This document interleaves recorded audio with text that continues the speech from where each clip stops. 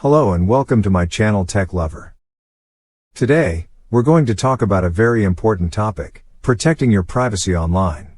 Nowadays, personal information has become a very valuable currency on the internet, so it's crucial to take measures to protect your online privacy. In this video, I'm going to give you some practical tips to help you protect your privacy online. Tip number 1, use strong passwords. The first tip I give you is to use strong passwords. Avoid using obvious passwords like your date of birth, your dog's name, etc. Instead, choose long and complex passwords that contain numbers, uppercase and lowercase letters, as well as special characters. And above all, use different passwords for each online account. Tip number 2, use a VPN. The second tip I give you is to use a VPN, virtual private network. A VPN encrypts your internet connection and hides your IP address. This means you can browse the internet anonymously and your data cannot be intercepted by malicious third parties. Tip number 3, beware of suspicious emails and messages. The third tip I give you is to be cautious when you receive suspicious emails or messages. Never click on links or attachments from unknown sources. And never respond to requests for personal information, such as your credit card number or social security number, unless you are absolutely sure the request is from a trustworthy source. Tip number 4, use browser extensions to block ads.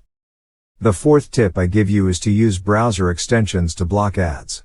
Ads can often contain malware that can compromise your online privacy.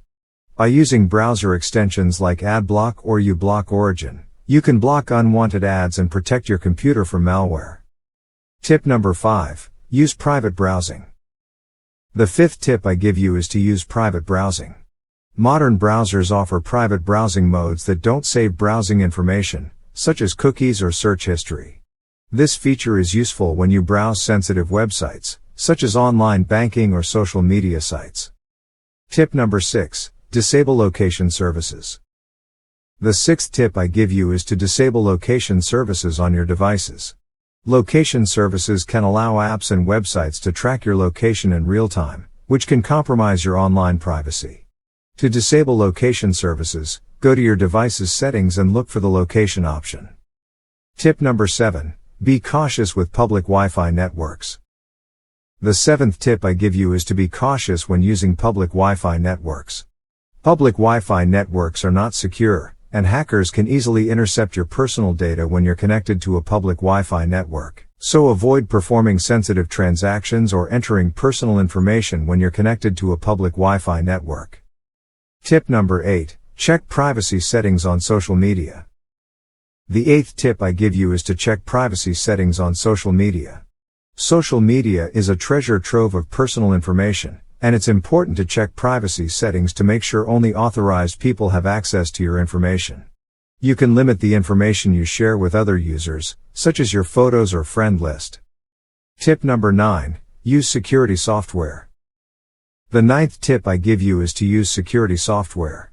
Good security software can help you detect and remove malware, viruses, and spyware that threaten your online privacy.